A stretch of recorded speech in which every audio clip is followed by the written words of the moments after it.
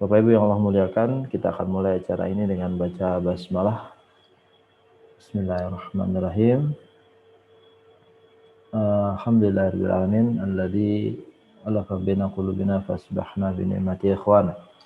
Asyhadu an la ilaha illallah wahdahu la syarikalah wa asyhadu anna Muhammadan abduhu wa rasuluh. Allahumma shalli wa sallim ala Muhammadin wa ala alihi wa sahbihi wa man tabi'ahum bi ihsan ila yaumiddin, amma ba'd. Qala Allah Ta'ala fi kitabil karim, a'udzu billahi minasyaitonir rajim.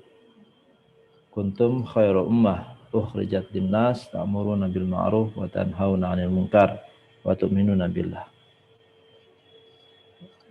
Bapak Ibu yang Allah muliakan, segala puji bagi Allah Subhanahu wa taala yang hari ini telah memberikan kesehatan pada kita semua, kesempatan untuk bisa bermuajahah meskipun dalam kondisi virtual.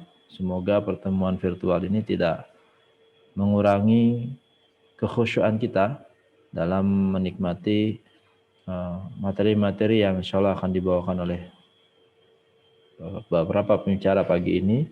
Dan khusus untuk jadwal pagi ini kita akan berbicara tentang visi Indonesia Emas 2045 dan bagaimana kemudian bisa kita bangun dengan generasi-generasi yang senantiasa bersama Al-Quran.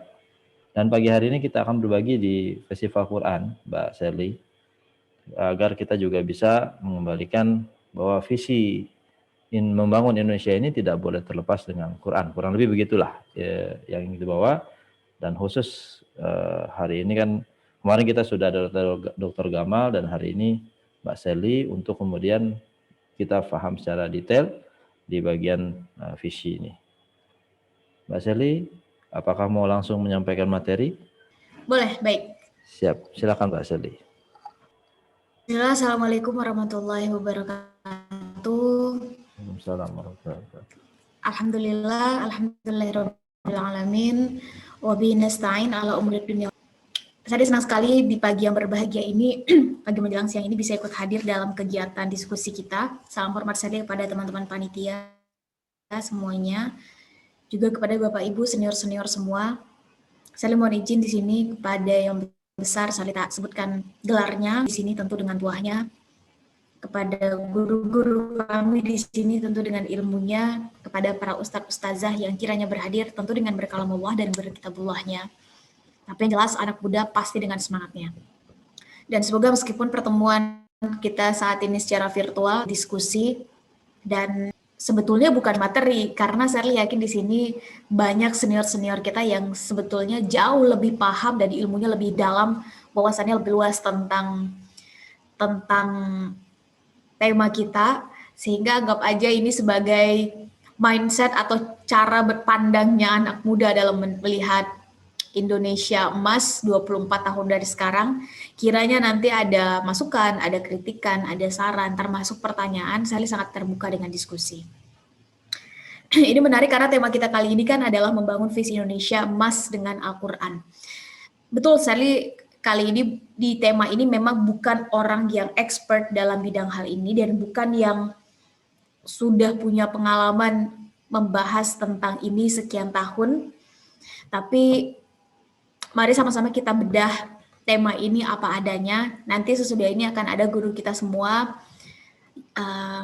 yang akan membahas jauh lebih dalam juga, dan saya pikir beliau akan jauh lebih banyak mengungkap sebetulnya dari studi kasus sebetulnya siapa dan apa lawan yang ada di depan sebetulnya. Kita selama ini mengenal visi Indonesia Emas di tahun 2045, dan ayo sama-sama, kita sering membaca, kita sering mendengar, kita sering menonton. Ayo sama-sama kita coba lihat sebetulnya visi Indonesia itu apa, dan sebetulnya kita sudah sampai di mana untuk menuju visi itu. Ini menarik karena banyak pihak yang menggadang-gadang 2045 itu adalah tepat 100 tahun Indonesia merdeka. Banyak orang yang menggadang-gadang generasi emas. Otomatis 1 abad Indonesia merdeka akan mengevaluasi cita-cita besar bangsa saat pertama kali didirikan. Pertanyaannya adalah, di mana posisi Indonesia kala itu? Di mana posisi anak muda kala itu? Di mana posisi agama kala itu kalau memang kita mau membahas dari sudut pandang Al-Quran? Apalagi sekarang memang posisinya Indonesia ditempatkan sebagai negara nomor 1 paling banyak penduduk muslimnya, maka di mana posisi Indonesia? Apakah hanya besar secara kuantitas atau kita mulai bisa menandingi secara kualitas? Ini menjadi pertanyaan-pertanyaan besar yang sebetulnya menarik untuk kita pecah dan bahas bersama-sama, karena saya yakin yang hadir di sini adalah mereka yang punya jiwa dan semangat muda. Karena bicara tentang muda, tentang pilihan sikap dan mindset. Ini menarik karena ternyata 1945 saat Indonesia didirikan itu sudah termaktub dalam UUD 45 dan Pancasila bahwa 100 tahun kemerdekaannya, salah satu harapannya adalah bisa mewujudkan Indonesia yang merdeka, bukan hanya merdeka secara status tapi juga secara banyak hal tersebut di situ, sampai sila kelima, keadilan sosial bagi seluruh rakyat Indonesia, bersatu, berdaulat, maju, adil, makmur. Dan di mana pemerintah sudah menetapkan sebetulnya bahwa visi itu bisa dicapai ketika ada dukungan, ketika ada sumbangsih dari semua pihak. Artinya ini bukan hanya satu pihak saja yang bisa mewujudkannya, tapi partisipasi dari semua pihak. Dan kalau memang perubahan itu ada dari dua sisi, dari top down dan bottom up, maka otomatis dengan kapasitas kita, apalagi di negara demokrasi, bottom up itu menjadi salah satu kunci utama untuk mewujudkan Indonesia sebagaimana visinya di tahun 2045 nanti. Setidaknya untuk mencapai visi itu ada 4 pilar yang sama-sama harus ditopang oleh kita semua. Dan ini menjadi bagian awal untuk saya pikir pemantik untuk sama-sama kita berdiskusi. Yang pertama adalah pilar yang menjadi aset utama baik mau buruk bangsa Indonesia ke depan sebetulnya sangat ditentukan dari manusianya. Manusianya berpikir ke arah sana, ini menjadi kesadaran kolektif atau tidak. Dengan kata lain, pembangunan SDM, penguasaan iptek itu menjadi poin pertama yang syarat utama yang harus terpenuhi terlebih dahulu. Yang kedua adalah dari sisi ekonomi, economical perspective. Ekonomi yang berkelanjutan bukan hanya sekedar kekayaan segelintir orang ternyata setara dengan seluruh rakyat Indonesia. Ini kan bukan menuju visi yang seharusnya dicita-citakan, bukan menjadi semakin dekat, justru kita malah kembalikan, berjalan mundur, malah menjauhi dari visi itu. Ketika kita sadar akan hal ini, maka 24 tahun rasanya adalah waktu yang sangat mungkin untuk membalikan ini ketika Indonesia emas ini adalah tanggung jawab kita menjadi kesadaran kolektif kita semua. Yang ketiga adalah tentang pemerataan pembangunan, bahwa disparitas baik dalam sudut pandang pendidikan maupun kesehatan ini menjadi salah satu isu utama di Indonesia. Dan yang keempat adalah ketahanan nasional dan tata kelola pemerintah. Dalam hal ini menarik untuk melihat satu kata bijak yang menyebutkan bahwa perubahan besar nggak akan mungkin bisa terjadi tanpa akumulasi perubahan kecil, dan partikel terkecil perubahan sebetulnya ada di diri kita sendiri, di mindset kita sendiri. Pada akhirnya ayo sama-sama kita lihat saat ini 2021, maka kita masih punya 24 tahun ke depan untuk memperjuangkan ini semua, tapi ayo kita sedikit nge-flashback ke belakang. Sebetulnya mindset kita, kalau memang awal mulanya partikel terkecil perubahan itu justru ada di mindset, sebetulnya mindset kita kalau bicara tentang 24 tahun, otomatis kita bicara tentang masa depan. Maka bicara tentang masa depan, kita pasti bicara tentang anak muda, karena yang bisa ditawarkan oleh anak muda justru adalah masa depan. Kita pengen ngancurin masa depan satu bangsa, ya hancurin aja anak mudanya. Cara ngancurinnya adalah otomatis dengan menghancurkan mindset-nya dulu, secara terstruktur karakternya juga akan hancur. Dan ini menarik karena kalau memang awal mulanya adalah di mindset, di pola pikir, maka ayo sama-sama kita tanyakan. Perjalanan Indonesia dari 1945 sampai 2021, apakah kita sudah benar-benar merdeka secara berpikir? Atau jangan-jangan cara berpikir kita, sudut pandang kita, perspektif yang selama ini dibuat sebetulnya tidak seutuhnya merdeka. Karena pola pikir yang menganggap bahwa potensi utama bangsa kita ini adalah lautnya, tanahnya, tambangnya, itu adalah pola pikir para penjajah. Yang memang datang ke sini karena semua alasan tadi. Dan Ini menarik. Kenapa begitu? Kenapa sudut pandangnya justru demikian? Karena nggak peduli sebagaimanapun ukuran alam sebuah negara, sekaya apapun sumber daya alamnya, selama manusianya unggul, yang negeri tersebut pasti akan unggul. Jadi wajar ketika justru ya ini sangat masuk akal dan logis. Karena guru adalah justru profesi utama dalam dunia pendidikan dan most powerful weapon to change everything in this world. Bahwa pendidikan adalah senjata utama untuk mengubah apapun di dunia ini. Dan pendidikan pada akhirnya bukan hanya sekedar pendidikan di kelas yang selama ini diartikan bahwa lulus dari satu institusi formal tertentu mendapatkan satu tanda hitam di atas putih, apapun itu bentuknya, dan dengan itu untuk melanjutkan ke jenjang berikutnya. Pada akhirnya pendidikan ini ada di mana-mana, dan bicara tentang pendidikan, bukankah ayat pertama yang turun adalah Iqra? Benar ya? Dan ini erat kaitannya dengan pendidikan, bahwa kita harus membaca, bukan hanya sekedar membaca buku, membaca, kalau zaman sekarang berarti anak muda media sosial dan seterusnya, tapi juga membaca lingkungan sekitar. Karena pada akhirnya hikmah itu bisa kita temukan di mana saja, selama standarnya baik dan benar. Harus sampai benar, karena baik belum tentu benar, benar udah pasti baik. Maka ini adalah hikmah kaum muslimin yang tercecer.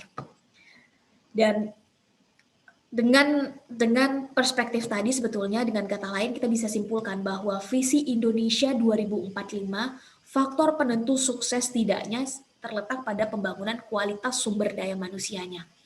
Dan kalau memang Indonesia mendapat privilege bonus demografi, satu-satunya negara di Asia Tenggara sebutlah yang mendapat bonus bonus demografi, dan ini sudah dimulai 2020 sampai 2030, ada yang bilang sampai 2045, maka pertanyaannya adalah otomatis ini bicara tentang anak muda yang mayoritasnya sekarang disebut sebagai generasi alfa, yang saat ini berumur 10 tahun, 9 tahun. Otomatis ketika yang dibangun adalah kualitas manusia mereka yang akan bicara tentang masa depan, yaitu 24 tahun ke depan, kita bisa cek generasi Z 10 tahun ditambah 24 tahun. Logikanya adalah 24 tambah 10, 34 tahun. Maka mereka yang akan duduk di kursi-kursi yang akan banyak mengambil keputusan-keputusan penting di tingkat manapun, benar ya?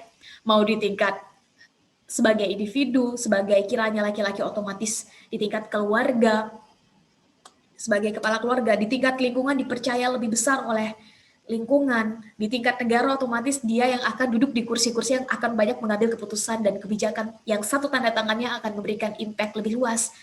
Maka otomatis ketika mindset dan pola pikirnya dikerdilkan, tujuan akhir dari pendidikan ini bukan lagi menciptakan karakter. Yang kita sama-sama tahu, bicara tentang kebenaran, maka standar dari 1400 tahun yang lalu, benar itu nggak berubah. Standarnya adalah Al-Quran dan Al-Hadis. Dan kita meyakini akan hal itu. Bicara tentang baik, ini masih berubah. Baik di zaman orang tua kita, belum tentu baik di zaman kita. Baik di Indonesia, belum tentu dianggap baik di Eropa. Baik di Eropa, belum tentu dianggap baik di Timur Tengah. Pada akhirnya baik masih sangat tergantung pada siapa, kapan, dan di mana. Tapi bicara tentang benar, ini bicara tentang value. Dan saya ingin sampaikan bahwa bukankah Islam jelas sejak hadir dari awal memang adalah untuk membawa perubahan dan menawarkan value-value. Wajar kalau Muhammad Abduh pun mengatakan bahwa ketika dia pergi ke barat, dia melihat Islam, tapi sangat sedikit melihat Muslim. Ketika dia pergi ke timur, dia melihat begitu banyak Muslim, tapi sangat sedikit ditemukan Islam. Artinya apa? Islam ternyata memang seharusnya tercermin betul dalam tindakan, dalam pilihan sikap, dari cara kita menghandle satu masalah di tingkat manapun, sekecil dari mulai hal kecil sampai ke hal yang paling besar. Dan ketika kita bicara tentang contoh, ketika kita bicara tentang aturannya ada di mana, maka jelas itu sudah sampai di titik standarnya benar dan tidak berubah lagi. Dan ini hanya tentang kita yang mau atau tidak untuk membedah itu lebih dalam. mengenai strategi teknis, saya pikir nanti Ustadz Akmal yang akan jauh lebih mengelaborasi tentang hal ini. Namun pada akhirnya Bapak Ibu kawan-kawan semua, ketika kita bicara tentang kita semua sebagai aset terbesar justru dalam membawa, sama kita pastikan kita bukan hanya menjadi representasi versi terbaiknya kita, tapi kita juga adalah representasi dari identitas yang sebetulnya kita bawa. Baik kita sebagai individu, seorang muslim, muslimah, maupun kita sebagai negara yang memang dikenal dan digadang-gadang sebagai yang mayoritas, masih di atas 80% kalau sekarang menurut data BPS, itu penduduknya adalah muslim. Istilah da'i-da'iyah, kalau kita mau mengartikan secara bahasa dari bahasa Arab, saya pikir di sini ada yang jauh lebih paham. Ini kan artinya adalah penyampai. Dan kalau dari kata bahasa Arab, da'aya da'u ini artinya menyampaikan. Ayo kita sampaikan value-value kebaikan yang memang standarnya sudah benar, yang sudah dibawa dari kondisi menjadi lebih baik dalam nyaris semua lini kehidupan, sehingga wajar Michael Hart menempatkan Nabi Muhammad sebagai orang nomor 1 paling berpengaruh di dunia, dalam buku 100 orang paling berpengaruh di dunia. Wajar, karena memang kehadirannya memberi banyak perubahan dan pengaruh. Yang impact dari pengaruhnya kita sama-sama tahu lintas batas generasi. Ayo sama-sama kita kembalikan semua hal tadi dengan menjadi representasi, dengan menjadi duta-duta, dengan menjadi, mungkin kalau bahasa kita yang lebih Indonesia adalah ayo kita menjadi para penyampai sesuai dengan kapasitas kita masing. Mengenai ada yang kiranya lebih punya kemampuan dalam hal teknis, kiranya ada yang lebih punya kemampuan dalam hal visual, then go get it. Karena setiap orang ada masanya, setiap masa ada orangnya. Waktu kita pada akhirnya terlalu berharga untuk hanya sekedar dihabiskan bermain-main dan bersenang-senang semata. Pada akhirnya yang dibaca oleh bukan hanya kawan, bahkan lawan, itu bukan lagi Al-Quran dan Al-Hadis. Syukur kalau kawannya sevisi, karena sekarang terbentuk polarisasi bahkan di internal kita yang membuat seolah-olah ada banyak kotak-kotak yang sebetulnya ini justru memecah belah.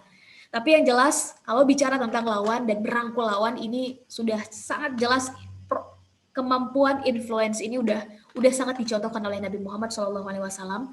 Dan ayo sama-sama kita melihat satu poin yang ditawarkan oleh Nabi Muhammad SAW dalam making social, membuat realitas sosial menggeser perubahan, atau bahkan lebih besar lagi mengganti satu peradaban. Dan ini menarik karena pada akhirnya yang dibaca saat itu kala itu oleh pihak lawan sampai sekarang ini bukan Al-Quran dan Al-Hadis yang dibaca, pilihan sikap kita, pilihan ucapan kita semua sebagai pemeluk agama Islam itu sendiri.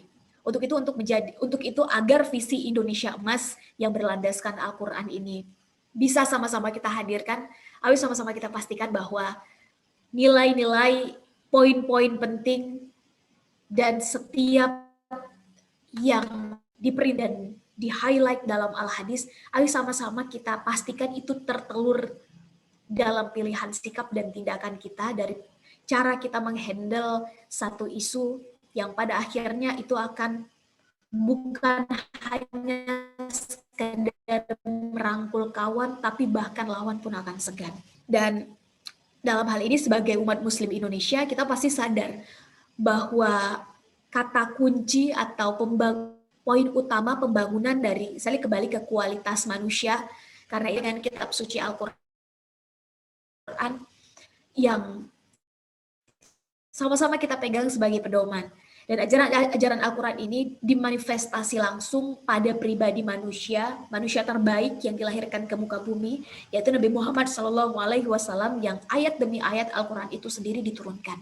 Untuk itu ketika kita bicara bahwa kita adalah pengikut Nabi Muhammad, bahwa yang kita pegang sebagai standar kebenaran adalah Al-Quran dan Al-Hadis, dan kita mengejar visi Indonesia Emas itu dengan Al-Quran, maka ayo sama-sama kita pastikan bahwa semua poin tadi, semua value yang terkandung dalam Al-Quran dan Al-Hadis hadis itu tercermin betul dan termanifestasi dari pilihan sikap. Islam hadir, Nabi Muhammad hadir ini bukan untuk menjadi mediocre.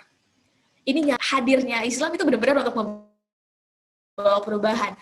Sejarah mencatat demikian, bahkan Michael Hart pun mencatat demikian. Ada banyak hal yang pada akhirnya memberikan impact dari pilihan sikap, tindakan dari berbagai lini kehidupan, mulai dari ekonomi, sosial, politik, pemimpin negara, dari semua bidang ini nyaris dicontohkan langsung oleh Nabi Muhammad. Artinya apa? Sebetulnya strateginya itu sudah terbentuk, tinggal kita sesuaikan dengan kondisi kekinian dan kedisinian.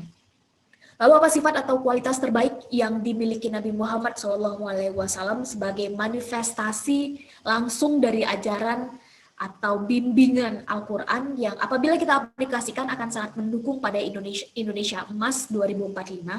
Setidaknya ada 5 sifat atau 5 kualitas yang terdiri dari 4 sifat yang wajib dan 1 sifat yang sifatnya wenang.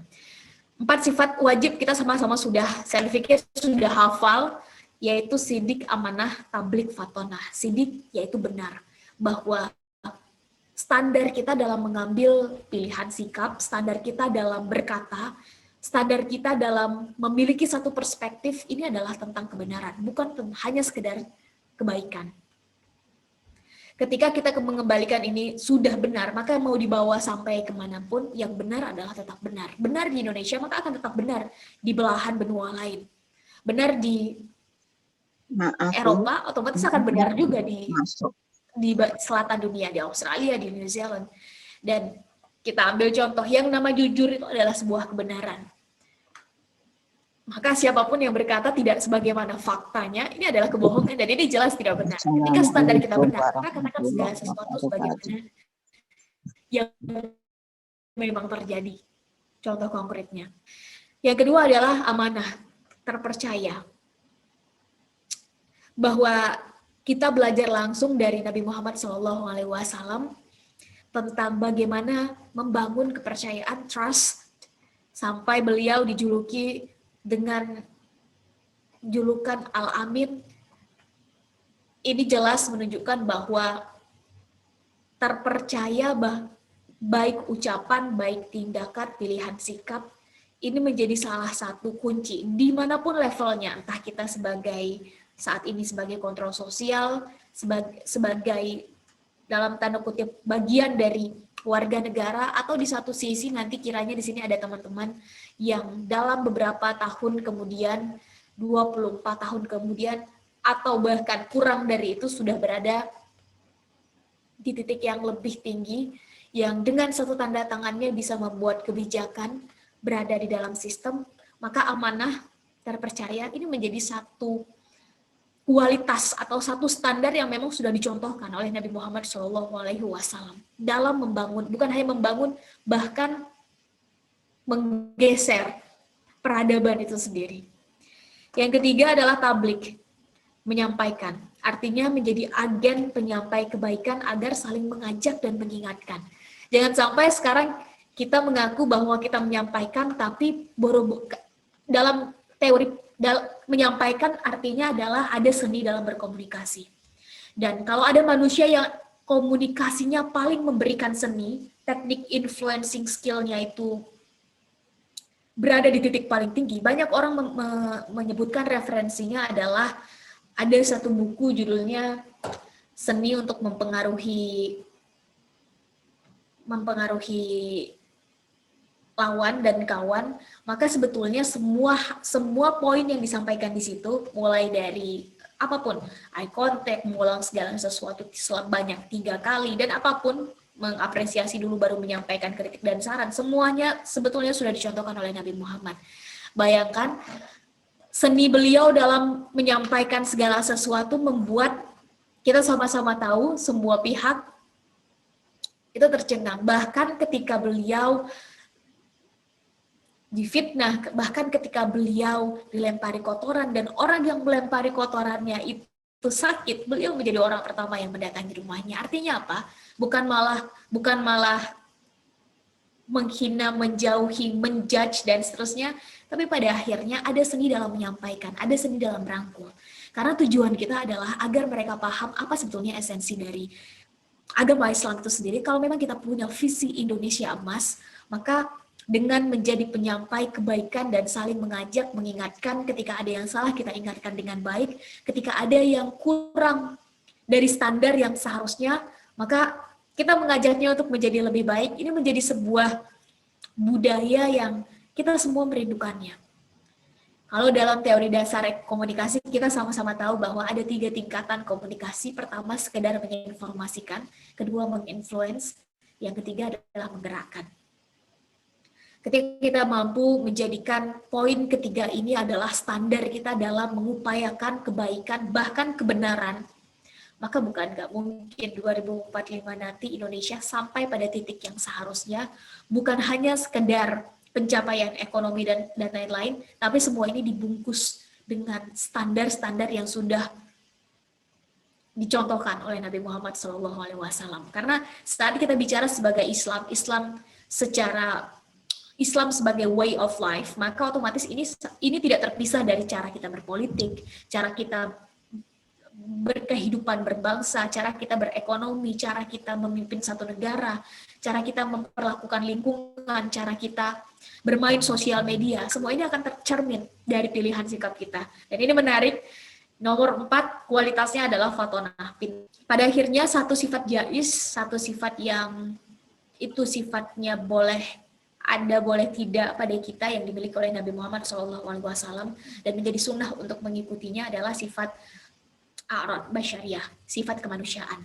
Sifat ini yang sebetulnya ada pada diri Nabi Muhammad yang membuat bukan hanya kawan tapi lawan itu semua merapat mengakui kualitas beliau, karena kesempatan lebih senang datang melakukan persiapan. Dan dalam mengisi masa-masa persiapan Indonesia Emas 2045, pertama adalah tipe-tipe pesimis. Kita tanyain aja satu pertanyaan pada manusia jenis ini tentang masa depan, maka manusia-manusia pesimis akan nyaris menjawab dengan awalan Kira-kira kita pengen ngeliat Indonesia, nggak usah ke 2045 dulu, ke 9 tahun ke depan, 2030. Menjadi pos pertama dari Fixation Bonus Demografi. Kira-kira kita pengen ngeliat kondisi Indonesia kayak gimana? Kondisi anak mudanya gimana? Kira-kira kondisi agama Islam kala itu, kurang lebihnya kayak gimana? Manusia pesimis akan menjawab, udahlah itu mereka aja nggak share. Mereka yang kiranya memang berada di komunitas yang ada di situ. Kalau sekarang bahkan ada istilah atau ledekan dari pihak luar yang menyebutkan, udahlah Kak Ser, itu mereka aja. Mereka yang udah merasa punya kafling di surga aja yang berpikir ke arah sana. Ini menarik teman-teman, ini justru menjadi cambukan bagi kita semua bahwa ketika ada pengkotakan seperti ini ada logika yang nggak benar. Dan pada akhirnya ini menjadi tugas kita semua untuk melogikakan bahwa ini semua menjadi tanggung jawab kita. Ketika ada standar bahwa si A jauh lebih memiliki hak untuk masuk surga sebagai tingkat tertinggi kita sebagai umat muslim, dalam mengejar, kalau kita bicara tentang kehidupan yang visioner, otomatis itu menjadi titik atau cita-cita tertinggi kita semua. Maka ini menjadi sesuatu yang memberikan jarak pada mereka yang sebutlah baru memulai, atau bahkan mereka yang di luar agama Islam itu sendiri. Bukankah Islam hadir ini rahmatan lil alamin untuk semesta alam? Ayo sama-sama kita pastikan bahwa kita bisa bukan hanya merangkul kawan, tapi juga merangkul lawan. Dengan cara, ayo kita hilangkan minimal mindset-mindset pesimis demikian yang membuat jarak. Kasar itu mereka aja lah. Mereka yang pintar-pintar, mereka yang dekat dengan informasi, mereka yang dekat dengan akses finansial, mereka yang dekat dengan akses kekuasaan, mereka duluan aja yang berpikir ke arah sana. Terus kalau kita gimana teman-teman? Udahlah Kasar itu mereka aja lah. Kita nih apalah, mulai mengecilkan diri sendiri. Karena pada akhirnya dalam Islam nggak ada sikap pesimis, itu nggak ada teman-teman. Islam selalu melihat ke depan itu dengan penuh harapan. Bahkan di dalam Al-Quran sendiri ini disampaikan, sampaikan kabar gembira dan sampaikan peringatan. Bukan untuk menghakimi, tapi sampaikan peringatan itu. Artinya apa? Bahwa satu dari 4 kualitas utama yang sudah dicontohkan Nabi, tugas kita adalah menyampaikan. Sampaikan akan ada kabar gembira bahwa ini ada privilege nih yang bakal kita dapat nih 2030, 2045 sebagai fixation utamanya nanti 24 tahun dari sekarang. Ayolah guys, kita mulai persiapkan. Kalau memang belum ada yang persiapkan, ayo kita mulai. Kita justru yang membuat.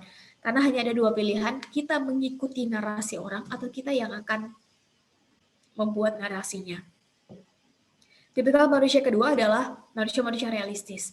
Ya, ketika ditanya tentang masa depan, mereka akan cenderung bergantung pada orang lain. Kira-kira pengen ngelihat 2045 kondisinya kayak gimana? Manusia realistis akan menjawab, ya udahlah, itu mereka aja yang kiranya punya kesempatan lebih. Ya udahlah, itu nanti bagaimana takdir berbicara aja. Tapi kalau manusia realistis, mereka cenderung dibentuk oleh lingkungan, bukan mereka yang membentuk lingkungan. Cenderung terus-terusan mendengar apa kata orang, bukan mereka yang membuat narasi untuk didengarkan oleh orang lain. Tipikal manusia ketiga naik satu tingkat lebih tinggi, manusia-manusia optimis.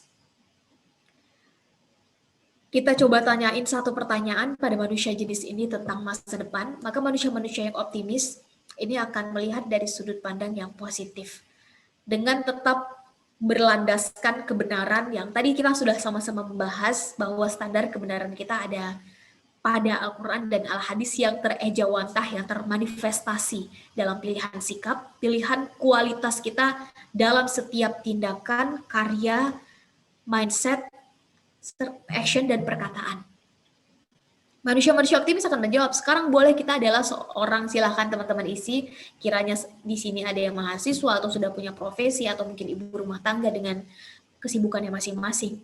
Tapi kita pengen ngelihat 24 tahun ke depan, kita sampaikan. Kira-kira pengen ngelihat 24 tahun ke depan apa? Singapura saat pertama kali salah seorang pemimpinnya, Sally izin menyampaikan contoh konkret bahwa Singapura yang secara merdeka itu lebih duluan Indonesia yang merdeka daripada Singapura. Secara sumber daya alam, Indonesia jauh lebih kemana-mana ketika kita nggak bicara SDM sebagai aset utama. Kita sama-sama tahu Singapura ini adalah negara kecil, terhimpit, nggak punya sumber daya alam, tapi yang dimaksimalkan adalah SDM-nya. Betul nggak? Sejak salah seorang presidennya lulus dari United Kingdom, salah satu sekolah di sana, dan pulang langsung sifatnya berpikir visioner. Ke depan kita ingin melihat Singapura ini adalah negara, karena kita nggak punya apa-apa, sumber daya alam nggak punya, letak strategis kita nggak punya. Ayo kita sama-sama melihat bahwa Singapura kita maksimalkan jasa, otomatis ini kita harus pakai bahasa Inggris. Yang harus dimaksimalkan adalah manusianya. Kita sama-sama bisa konkret ngelihat kantor apa yang sifatnya internasional, yang sebetulnya pasarnya di Indonesia, tapi tidak membangun kantor di Singapura.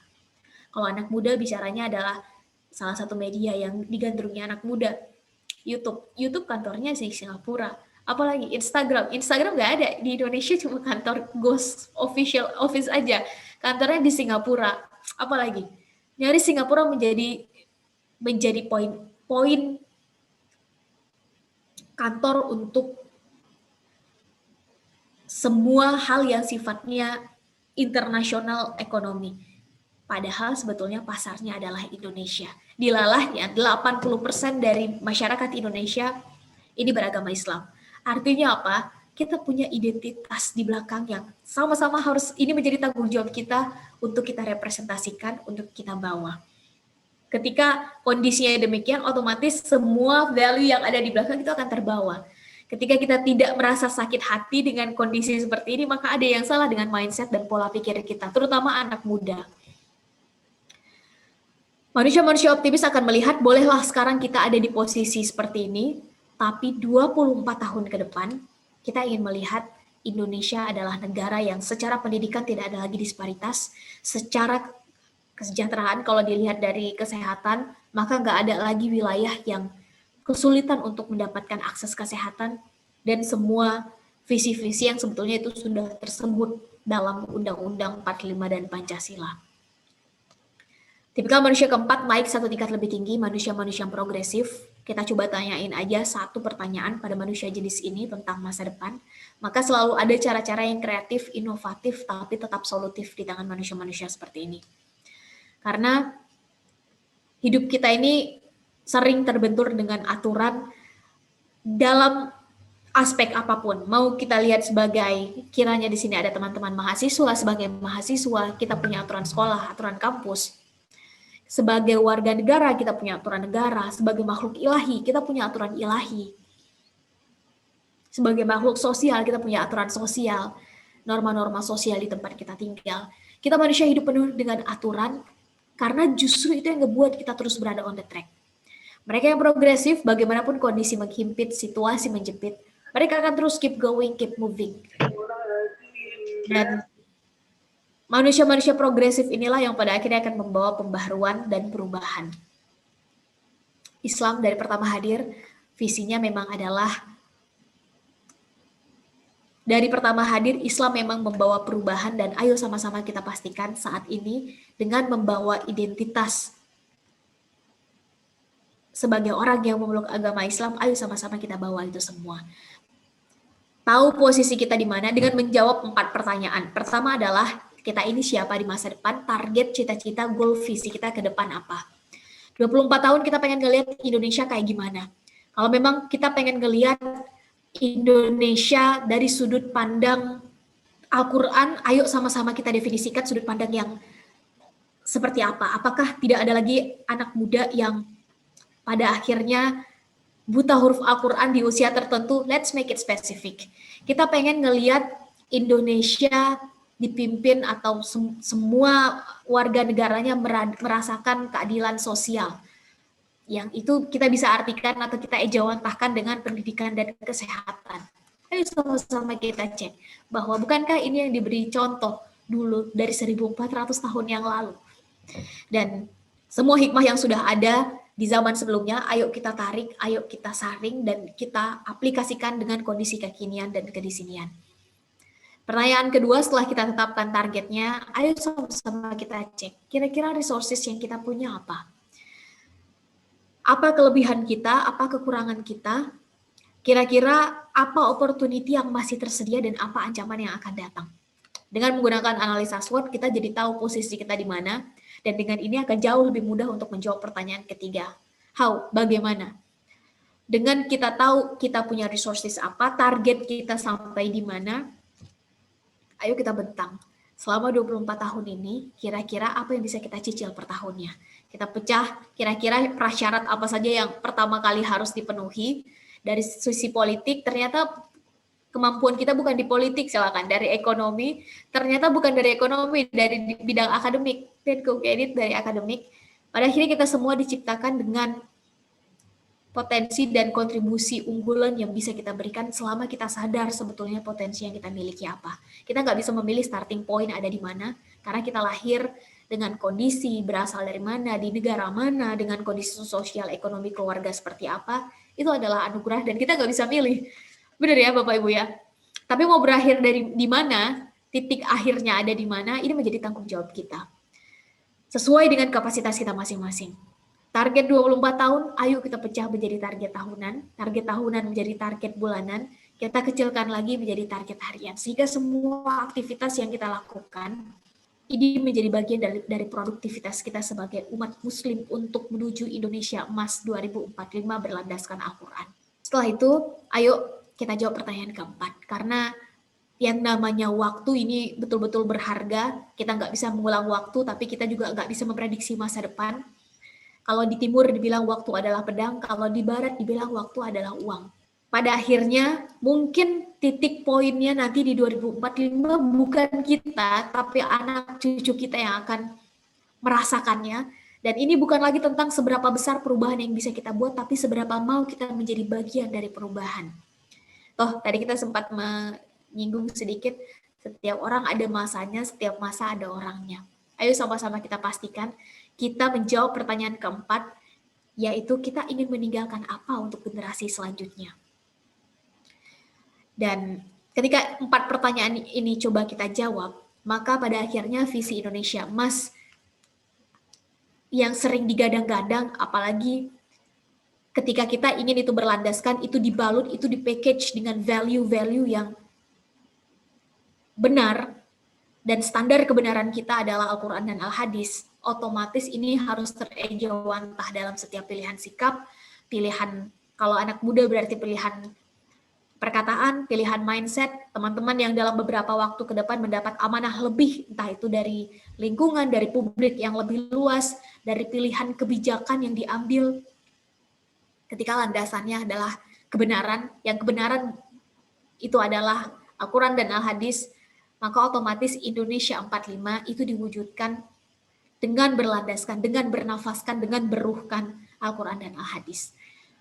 Saya pikir demikian sedikit pemantik dari Sarli, kurang lebihnya Sarli mohon maaf kalau ada salah-salah kata, salah-salah ucap.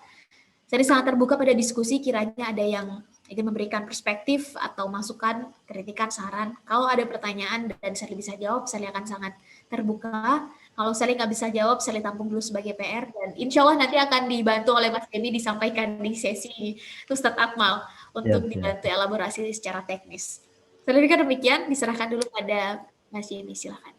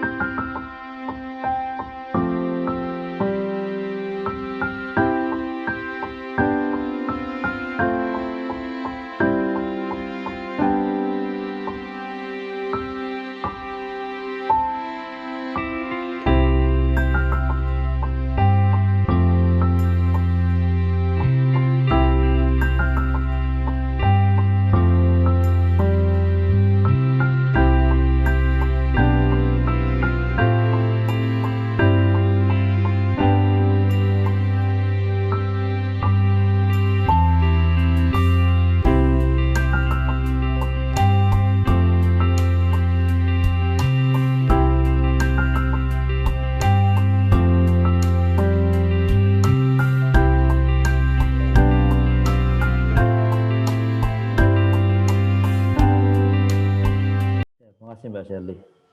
Ya, alhamdulillah Bapak Ibu yang Allah muliakan, teman-teman yang berbahagia. Kadang berpikir tentang visi ini bagi sebagian orang satu hal yang melelahkan ya, karena kita berpikir tentang sesuatu yang belum tentu terjadi, berpikir tentang masa depan. Tetapi kita tahu tahun 1945 Indonesia merdeka, sekaligus Jepang hancur karena bom atom di Hiroshima dan Nagasaki. Tapi kita lihat hari ini, ya, padahal Jepang memulai dengan hancur lebur, Indonesia memulai dengan kemerdekaan. Tapi kita lihat hari ini di mana Indonesia, di mana Jepang. Dan salah satunya adalah karena visi yang dibangun dengan sumber daya manusia yang luar biasa. Dan Quran mendidik seseorang itu menjadi visioner. Ya, kita dididik oleh Al-Quran itu dengan visioner. Sebagaimana senantiasa disampaikan, bahkan Rasulullah sampai menyampaikan, kalau kamu mau surga, mintalah surga yang paling tinggi. Itu kan salah satu bentuk visioner, visi yang sangat tinggi, nggak ecek-ecek kalau bahasa anak muda itu. Nah, Bapak Ibu yang Allah muliakan, sebelum kita lanjut ke sesi tanya jawab, saya mengingatkan kembali, segala pertanyaan silahkan disampaikan di kolom chat, yang nanti akan kita sampaikan. Dan yang kedua, insya Allah karantina Quran Tahfiz Ramadan kita akan mulai tanggal 13 April. Jadi pendaftaran dimulai dari sekarang. Silahkan hubungi panitia, nanti kontaknya akan kita sampaikan di kolom chat.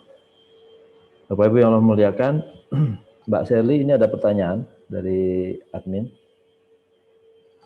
Bagaimana cara membangun manusia yang efektif dari segi pendidikan dan moral di era 4.0, 4.0 dan 5.0 dari sejak dini untuk menghadapi bonus demografi? Jadi kalau kita berbicara 2045, berarti kan kita berbicara hari ini itu anak-anak SD, ya anak-anak SMP ya, yang usia-usianya masih 10 belasan tahun lah. Nah, kira-kira bagaimana cara membangunnya? Dari seginya dua hal, pendidikan dan moral. Karena kita berbicara pendidikan hari ini, kadang-kala kita belum berbicara tentang moralnya. Karena moral ini kan ukurannya cukup tidak terukur ya, kualitatif. Gimana Mbak? Baik, ini pertanyaan menarik. Karena saya mohon izin, mungkin yang bertanya adalah dari orang tua gitu ya. Saya mohon sampai izin menyampaikan karena saya belum jadi orang tua. Jadi saya nggak bisa masuk ke perspektif itu. Izinkan saya menjawab dengan perspektif sebagai anak. Dan sebagai anak muda yang hidup di industri ini 4.0, dan di tahun ini kita akan masuk 5.0 industri society, dan ini akan terus bertambah, perkembangan zaman ini akan terus bertambah, terus berkembang, dan mau nggak mau ini memaksa kita semua untuk mengikutinya. Perkembangan zaman ketika tidak diikuti, maka kita yang akan ditinggalkan oleh perkembangan zaman itu sendiri. Dan saya ingin menyampaikan kalau dari pendidikan dan moral, ini menurut saya menarik karena ini justru menjadi masalah. Kalau bagi Sally ini menjadi masalah kita semua, benar ya? Sally sebagai bagian dari anak muda, Sally sebagai bagian dari warga negara, Sally sebagai bagian dari calon orang tua, ini melihat ini menjadi masalah. Bukan masalah, tantangan, mohon maaf, yang harus sama-sama dilewati. Kalau Sally melihat sebetulnya pendidikan, ini kita boleh mengartikan pendidikan formal, non formal. Kalau formal berarti kan yang memang sudah, ya kita tahu jenjangnya kalau di Indonesia ada SD, SMP, SMA dan seterusnya. Sedangkan non formal ini adalah skill set. Skill set bagaimana dia menyelesaikan masalah di sekitarnya, skill set bagaimana dia bisa beradaptasi, skill set bagaimana jiwa kepemimpinannya, yang Sally izin membahas dua-duanya. Kalau masalah pendidikan formal, maka Undang-Undang 2012 dan 2020 ini udah menyebutkan tujuan akhir pendidikan itu bukan untuk menciptakan manusia-manusia robot pengisi industrialisasi. Yang ujung-ujungnya nanti mencari kerja, sebetulnya bukan itu tujuan akhir dari pendidikan tinggi. Disebutkan pendidikan tinggi karena jenjang pendidikan di Indonesia paling tingginya pendidikan tinggi. Tujuan akhirnya adalah menciptakan manusia-manusia berkarakter. Dan ini menarik, karakter ini bukan dibentuk dari nilai hitam di atas putih. Benar ya, Bapak Ibu ya? Karakter ini dibentuk dari habit, dari kebiasaan. Kebiasaannya sehari-hari kayak gimana akan ngebentuk karakter. Mau ngebentuk kebiasaan, maka bentuk pilihan-pilihan sikapnya. Pengen ngebentuk pilihan sikap, maka segera cek kira-kira yang sering diucapkan, sering didiskusikan selama ini apa. Kalau mungkin sekarang, kalau sifatnya offline berarti diskusi offline di sekolah, di rumah. Kalau sifatnya online, maka otomatis dia akan viral. Didiskusikan oleh anak muda, otomatis jadi trending. Didiskusikan oleh anak muda, otomatis viral. Maka ini yang menjadi dilalah ketika semua bahkan pendidikan masuk ke dunia online, maka otomatis untuk mengukurnya juga harus ada perangkat tertentu, mengukur sebetulnya bagaimana menciptakan karakter lewat online, kan begitu ya kurang lebih kalau kita mau menarik ini dari akarnya dan menciptakan apa yang mau diucapkan, maka cek mindsetnya. Pengen membangun mindset, maka segera cek mindsetnya selama ini di feeding, diberi nutrisi, dikasih makanan kira-kira dengan makanan yang kayak gimana. We are what we watch, we are what we read, we are what we listen, we are what we discuss with. Kita adalah apa yang kita lihat, tonton, baca, dengar, dan dengan siapa kita berdiskusi. Menarik karena data dari IDN Research Institute nyebutin bahwa anak muda Indonesia menghabiskan waktu 8 sampai 13 jam dalam satu hari di internet. Kita mungkin bisa menyampaikan sekarang kan pendidikan online, Mbak Sally, betul. Tapi kan sekarang nyari data, anak-anak kerjain tugas semuanya online, nggak apa-apa, silahkan. Anak-anak kira-kira ngapain lagi nih? Anak muda seringnya nge-YouTube, nge-games, bener ya, sosial media dan lain-lain. Mungkin ada yang sudah mulai belajar jualan online. Ada kegiatan pagi sore, almat surat pagi sore, Al-Quran sekarang udah banyak yang digital. Nggak apa-apa, silahkan diisi. Kira-kira 8 sampai 13 jam itu diisi dengan apa aja. Tapi data dari The New Web menyebutkan bahwa Indonesia ditempatkan sebagai negara ketiga paling aktif sosial medianya setelah Amerika dan Brazil. Ini menarik karena kalau dua data ini kita gabungin, irisannya adalah anak muda Indonesia kalau udah main di internet, mayoritas mainnya di sosial media. Pertanyaannya adalah, kira-kira apa yang dilihat, baca, tonton, dengar, diskusikan di sosial media? Lebih banyak mana konten-konten yang beredar, yang hoax atau yang fakta, yang mengarahkan mindset anak mudanya berpikir besar, visioner tadi kalau kata Mas Jami, atau justru mengerdilkan yang remeh-temeh, yang justru ini sifatnya short term, lebih banyak mana yang mengarahkan mindsetnya optimis progresif, atau realistis pesimis ngelihat ke depan. Wajar seorang Muhammad Al-Fatih dari kecil itu udah ngelihat bahwa Konstantinopel itu akan ditaklukkan karena yang didiskusikan, skill yang dilatih, yang dia bicarakan, yang dia lihat, peta-peta, apapun yang dia omongkan dengan orang-orang sekitar, itu arahnya ke sana. Coba cek kira-kira sekarang yang paling sering didiskusikan anak muda apa? kalau memang di media sosial. Saya Kalau- belum cek hari ini yang trending di YouTube apa, saya belum cek yang trending di Twitter tagarnya apa, tapi dari situ semua kita bisa sebetulnya membayangkan. Ini sebetulnya pola pikir mindset anak muda ini di feeding, diisi, diberi nutrisi dengan apa. Sedangkan bicara Al-Quran dan Al-Hadis ini bicara hal besar. Saya menyepakati dan mengamini apa yang disampaikan oleh Mas Jambi tadi. Apa yang disampaikan oleh Al-Quran dan Al-Hadis, ini nggak ada yang berubah dari 1400 tahun yang lalu. Artinya, ini sesuatu yang besar. Yang sudah berlalu sekarang dan masa depan. Ketika ini diejawantahkan dalam bentuk karya, dalam bentuk proyeksi ke depan, mempelajari apa yang sudah dan proyeksi masa depan, ini menjadi sesuatu yang sangat besar. Dilalahnya ini sangat ini jauh seperti langit dan bumi, seolah-olah bicara Al-Quran ya di masjid aja kan gitu ya. Kalau sekarang ya bicara Al-Quran ya di musola aja lah kalau gitu. Ayo sama-sama kita jadikan ini sebagai sesuatu yang asik kok. Kita ngomongin Al-Quran masih kekinian kok dengan caranya, karena menyampaikan, kalau tadi kita menggunakan bahasa dakwah, ya kita menyampaikan sesuatu, pastikan kita menyampaikan sesuatu sesuai dengan target audiensnya, sesuai dengan masa dakwahnya. Kalau masa dakwahnya adalah generasi Z, cari tahu kira-kira nih, kan namanya sarana ya, media sosial itu sarana, dan sarana itu bebas nilai, tinggal mau diarahin yang ke positif atau negatif. Ini tergantung manusia. It's not about the gun, it's about the man behind the gun. Ini bukan tentang sarannya, ini tentang manusia di belakangnya. Jangan-jangan selama ini saya masuk kiranya ke poin kedua, critical thinking-nya rendah. Saya ingin sampaikan bahwa tujuan akhir dari literasi adalah menyelesaikan masalah. Problem solving. Dan masalah tidak mungkin selesai kalau kita tidak menyelesaikan masalah dari akarnya. Jangan-jangan selama ini kita anak muda melihat masalah itu dibiasakan untuk melihat di hilir, bukan di hulu. Ada sungai kotor, banyak sampah, anak muda jangan-jangan selama ini dibiasakan ditempatkan di hilir aja. Jadi terbiasa membicarakan sesuatu yang sifatnya hilir. Sedangkan yang di hulu terus buang sampah. Pertanyaannya, kalaupun anak muda disuruh ngutip sampah di hilir, kira-kira bakal bersih nggak sungainya? Kalau yang di hulu terus buang sampah, mungkin bersih 1-2 hari. Tapi hari ketiga akan ada lagi sampahnya. Selama ini anak muda dibiasakan untuk bicara sesuatu atau menyelesaikan masalah, ada asap, di bawah ada yang bakar sampah, kemudian ada asap, terus anak muda diminta kipas-kipas asap. Menyelesaikan masalahnya dari hilir, nggak dari hulu. Mungkin bersih langitnya dari asap 1-2 hari, tapi hari ketiga bakal ada lagi. Kenapa? Karena yang di hulu terus bakar sampah, dan anak muda nggak dikasih lihat sebetulnya ini apa yang terjadi. Dilalahnya adalah critical thinking kita, harus kita akui ini masih rendah. Ini terbukti dari tingkat literasi Indonesia di dunia ini masih di tingkat 60, dan ini sangat rendah dibandingkan jumlah anak muda, jumlah manusia produktif yang ada di Indonesia sangat rendah.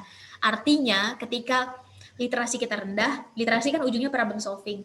Problem solving itu dia linear dengan critical thinking. Kita nggak mungkin bisa nyelesain masalah dari akar kalau kita nggak tahu the root of the problems. Dilalahnya anak muda senangnya instan, benar ya? Senangnya instan, senangnya dihilir, nggak mau tahu ini dihulai gimana, biarin aja mereka korupsi. Yang penting kan kita nggak ngelakuin. Hold on, tunggu dulu nih. Mereka korupsi, mereka misalnya ngetuk palu nih, biar aja itu kan mereka yang ketuk palu, nggak ada hubungannya dengan kita. Apapun yang diketuk palu, itu impact-nya adalah ke generasi kita. Nah, ketika ini tidak disadari, otomatis ini akan terus mengerdilkan mindset anak muda.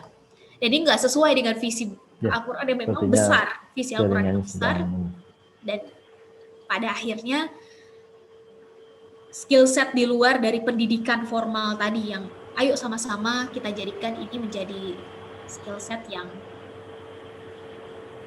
ini layarnya terlihat nggak ya? Ini barusan share screen. Cek. Oke.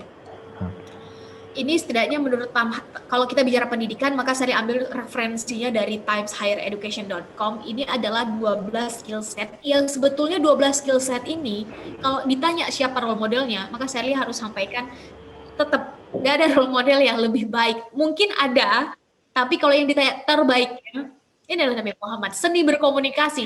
pada akhirnya yang bisa merangkul kawan dan membuat lawan juga jadi segan, itu udah dicontohin dari 1400 tahun yang lalu, meskipun sekarang udah banyak buku-buku teori komunikasi.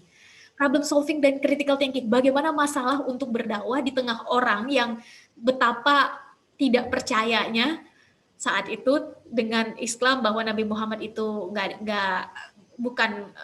bukan siapa-siapa, ada masalah, kemudian menyelesaikan masalah, beradaptasi, inisiatif, berkolaborasi, dan seterusnya sampai leadership. Pada akhirnya ini semua sebetulnya kalau mau dibedah, ini inspirasinya sebetulnya ada di Nabi sebetulnya. Cuma seolah-olah kalau itu diomongin, wah dah ini mau ceramah nih, kalau ngomong sama anak muda.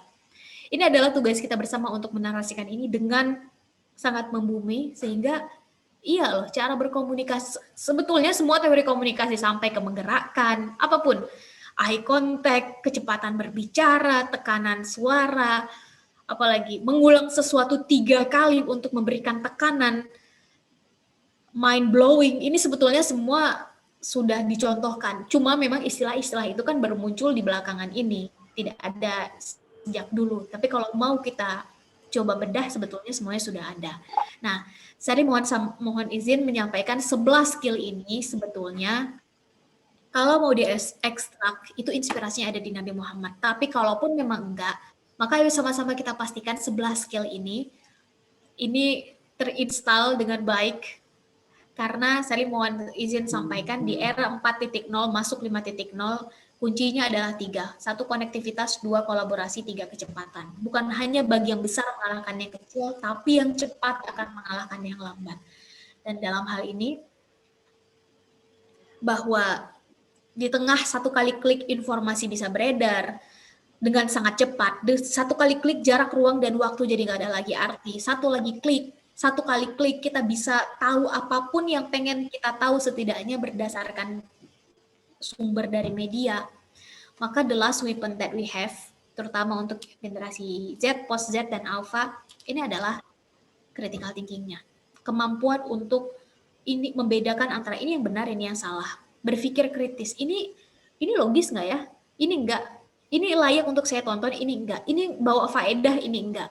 Ketika mampu berpikir kritis, mempertanyakan ulang, tahu resiko, bertanggung jawab untuk apa yang diputuskan, yang diambil pilihan sikapnya, maka otomatis kita nggak perlu khawatir dengan percepatan yang akan terjadi 4.0, 5.0, masuk 5.0 ini. Karena setidaknya berpikir kritis, bertanggung jawab atas pilihan sikap, install dengan baik di mindset ada pemuda zaman sekarang. Mau beredar informasi hoax atau fakta, otomatis filternya ada di mindset kita sendiri, karena kita nggak bisa ngatur orang mau posting apa, orang mau nyebarin apa, ternyata yang nyebarin itu adalah pihak-pihak tertentu yang memang itu didesain. Kita nggak bisa ngatur. Yang bisa kita atur sekarang adalah pilihan mindset dan pilihan sikap kita. Dan kiranya kalau ada hal yang Sherly juga pribadi, ini menjadi bagian yang Sherly coba untuk elaborasi, Sherly amplify di setiap kesempatan untuk seminar di hadapan anak muda. Sherly berupaya untuk mengajak, ayo teman-teman, kita aktifkan lagi lah critical thinking kita, bukan di tingkat yang mediocre, tapi justru yang the best, karena itu adalah senjata terakhir yang kita miliki di tengah era digital yang semua bisa memposting, semua bisa ikut dalam dunia klik aktivisme ini. Kemudian secara moral, adab, akhlak, ini bicara tentang sesuatu yang untuk diukur sangat sulit. Maka kalau dari Sherly, yang namanya adab, akhlak, itu pada akhirnya kan terbentuk dari awal mulanya adalah itu dibiasakan, itu kembali pada karakter yang dibiasakan. Dan ketika pembiasaan itu, kalau dari Sherly melihat budaya untuk menyampaikan kenapa kita harus melakukan ini, bahwa itu adalah keseharusannya, bukan hanya sekedar budaya, ya karena orang tua saya bilang begitu, saya ikut. Karena lingkungan saya membiasakan demikian, maka saya ikut. menyampaikan bahwa kenapa kita harus jujur dengan apa adanya, dengan alasan-alasan yang memang itu real, maka ini akan jauh lebih membuat si anak ke depan mau dimanapun, mau kemanapun, mau bertemu dengan siapapun, ini tidak akan goyang lagi. Dan kalau kita harus menarik ke belakang, contohnya di mana untuk membentuk ini, udah jelas bagaimana Ibrahim mengajarkan dasar-dasar justru ilmu-ilmu fundamental pada anaknya.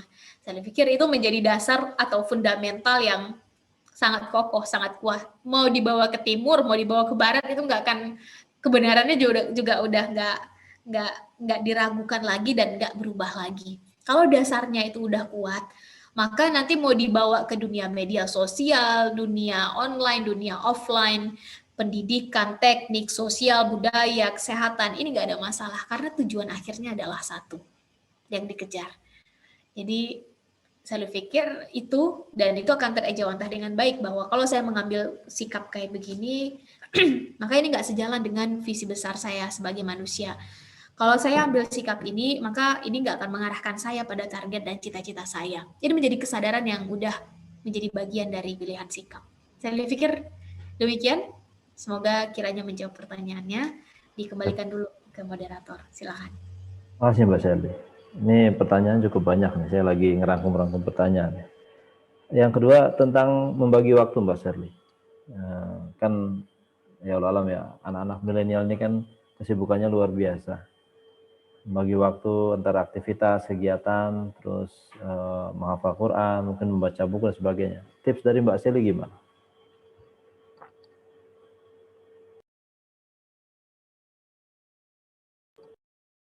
Maaf suaranya Mbak. Kalau di Sherly, yang setidaknya ini Sherly terapkan ke diri Sherly adalah pertama pakai sistem skala prioritas. Jadi mana yang prioritasnya paling di atas, dan menentukan skala prioritas pakai skala penting dan mendesak. Mana yang paling penting dan mana yang paling mendesak. Itu di titik sekarang. Tapi ketika dulu, kalau Sherly boleh kembali, Sherly nggak tahu ini yang bertanya bermaksud untuk dirinya atau mungkin untuk anaknya. Kalau untuk dirinya, maka itu yang saya pakai untuk sekarang. Jadi sekarang berada di titik ini mana yang paling penting dan mana yang mendesak. Kalau itu penting dan mendesak, maka dia akan naik jadi nomor 1. Ini pekerjaan ini apapun itu, mau belajar, mau menyelesaikan kuliah, skripsi, menghafal Quran, belajar ilmu agama, apapun, maka ketika dia penting dan mendesak, dia akan naik nomor 1. Dan yang tahu mana yang penting, mana yang mendesak untuk kita, itu adalah diri kita sendiri. Benar ya? Mungkin itu penting bagi kita, belum tentu penting buat orang lain.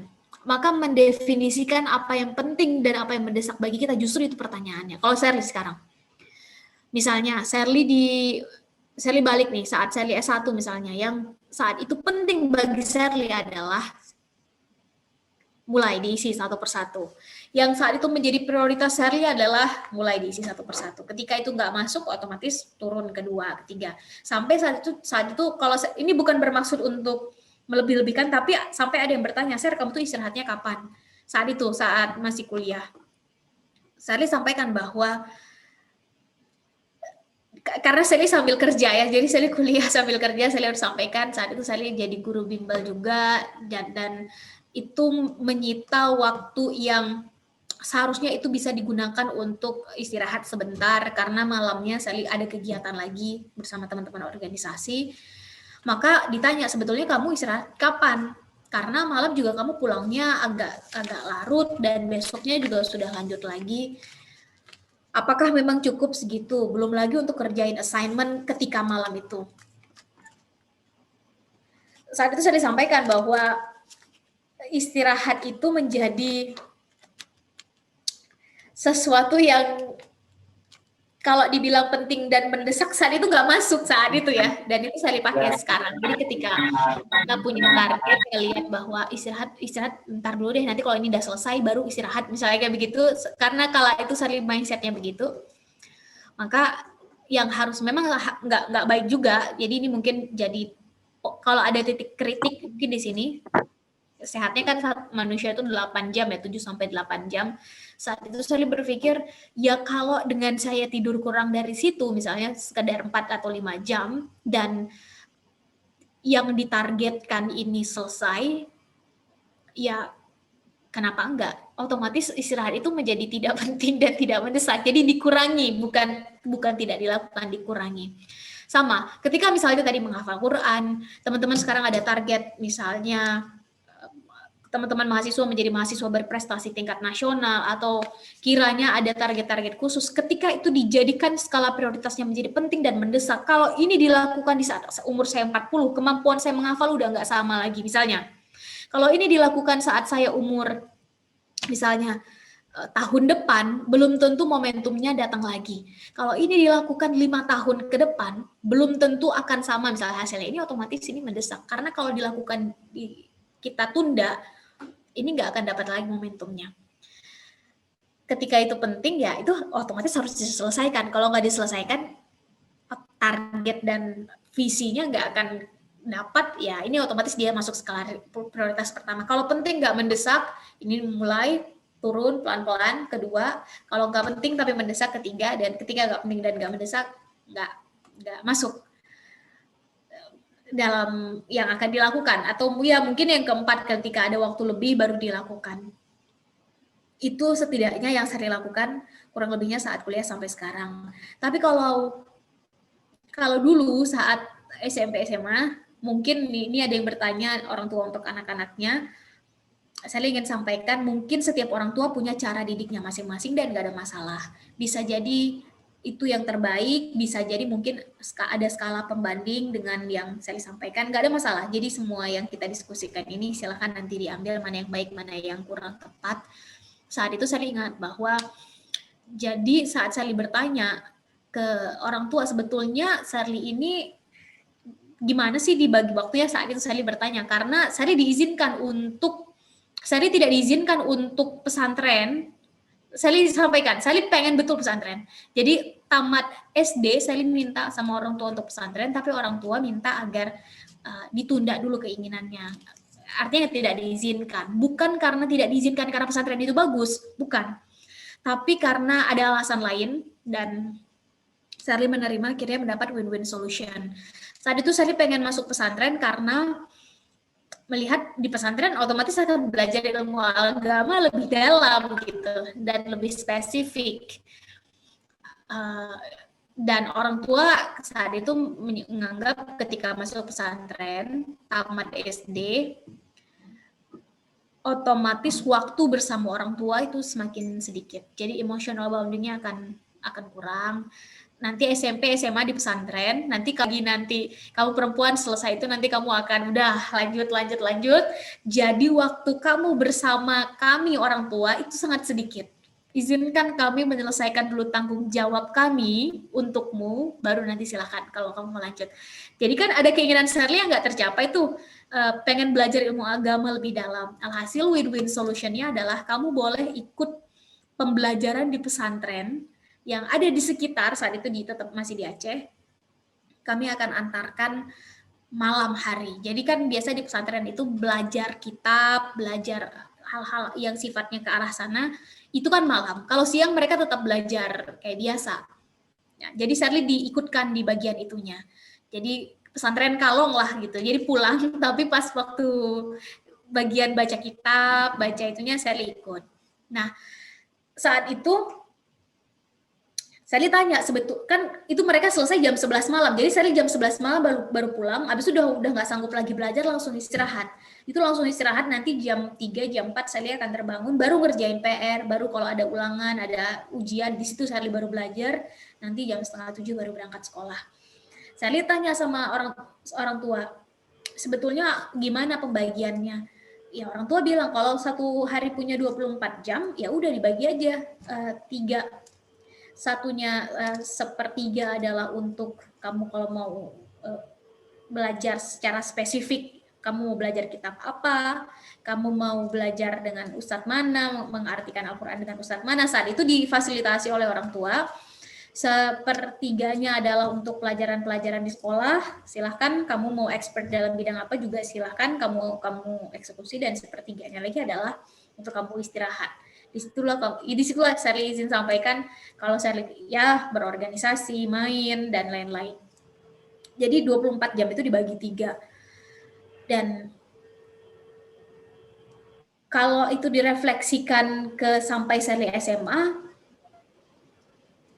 kalau itu dilakukan sampai Sally SMA, ya Sally harus mengakui bahwa dengan pola seperti itu terbentuk sampai sekarang. Jadi Sally terbiasa untuk begadang itu nggak paling lambat sampai jam berapa, kecuali kalau ada hal yang penting banget baru begadang, betul-betul begadang. Lebih senangnya adalah mengerjakan sesuatu secara efektif itu adalah di saat yang masih hening, itu biasanya pagi. Dari situ baru mulai pasang target sekarang, bahwa satu hari harus selesai sekian halaman, kurang lebih demikian. Jadi setiap orang punya ini beda-beda, mungkin ada yang punya target dalam hal tertentu, saya pikir nggak ada masalah. Selama masih berada pada titik keseimbangan, saya pikir nggak ada masalah. Ini hanya tentang skala prioritas dan apa yang menjadi penting bagi kita dan apa yang menjadi mendesak bagi kita. Ya. Saya pikir demikian. Mungkin diserahkan dulu pada moderator. Silakan. Ya, Mbak Sally, ini sebenarnya banyak pertanyaan, cuman waktu juga sudah mendesak ya. Mbak Sally, kalau boleh nanti tolong install Ain juga ya. Nanti cari di Play Store, nanti itu bisa bantu Mbak Sally menghafal Quran insya Allah. Mbak Sally, sebelum kita akhiri, kira-kira ada pesan yang bisa kita terima untuk bagaimana membangun keluarga kita, anak-anak, atau mungkin bangun generasi muda, terutama generasi yang sekarang sedang jadi public figure lah di Indonesia. Silakan, Mbak. Kalau dari Sally, sebetulnya singkat saja. Saya sepakat, masa depan itu tidak pasti. The future is unpredictable. Masa depan itu nggak pasti. But the best way to predict our future is create it now. Cara terbaik memprediksi masa depan kita adalah dengan buat itu dari sekarang. Dan kalau ada orang yang paling bertanggung jawab untuk masa depan kita, itu adalah diri kita sendiri. The most responsible person for our future is us ourselves. Bukan orang tua kita, teman-teman. Bukan dosen-dosen kita untuk teman-teman yang kiranya kuliah. Bukan kawan-kawan kita, bukan paman kita, bukan adik kita, bukan sahabat-sahabat terdekat kita. Kita adalah orang yang paling bertanggung jawab untuk masa depan kita. Kita, anak muda Indonesia, adalah yang paling bertanggung jawab untuk masa depan bangsa. Kita bicara 2045, maka kita yang paling bertanggung jawab. Bukan dalam tanda kutip mereka yang sebetulnya dari pihak lain yang membuatkan masa depan kita. Bicara tentang masa depan agama misalnya, maka kita adalah anak muda muslimah yang paling bertanggung jawab untuk masa depan kita, masa depan agama kita. Untuk itu ayo sama-sama kita persiapkan diri. Ayo sama-sama kita bersiap, karena kesempatan itu lebih senang datang kepada mereka yang bersiap. Dan setiap kita punya definisi sukses masing-masing. Tapi kalau ada rumus umum kesuksesan, itu adalah ketika momentum bertemu dengan kesiapan. Kalau momentum itu hanya tentang dua hal, yang pertama dibuat, yang kedua ditunggu, ada momentum yang harus ditunggu karena melibatkan terlalu banyak indikator sosial. Tapi kalau tentang kesiapan, ini tentang keputusan kita dan kemauan kita untuk mempersiapkan itu di diri kita. Ayo sama-sama kita bersiap, dan Sally tutup bahwa pada akhirnya tidak ada perubahan besar di dunia ini bisa terjadi tanpa di belakangnya ada derap langkah anak muda. Ayo sama-sama kita pastikan kita adalah anak muda yang termasuk dalam mereka yang mempersiapkan derap langkahnya itu. Saya pikir demikian. Sekali lagi saya ucapkan terima kasih atas kesempatan yang baik ini. Kurang lebihnya saya mohon maaf. Kiranya ada hal baik yang bisa diambil, monggo silakan. Ada yang tidak baik, ditinggalkan saja bersama Sally. Itu murni kesalahan Sally. Semoga COVID-19 ini selesai, kita bisa ketemu dan silaturahim secara langsung. Sekali lagi saya ucapkan terima kasih banyak. Saya tutup. Billahi taufik wal hidayah. Assalamualaikum warahmatullahi wabarakatuh. Assalamualaikum warahmatullahi wabarakatuh. Nanti kalau kita undang lagi, bersedia ya Mbak Sally ya. Terima kasih Mbak Sally. Mudah-mudahan sehat selalu dan dijaga Allah Subhanahu wa taala beserta seluruh keluarganya, dilindungi dari semua musibah yang mungkin terjadi hari ini.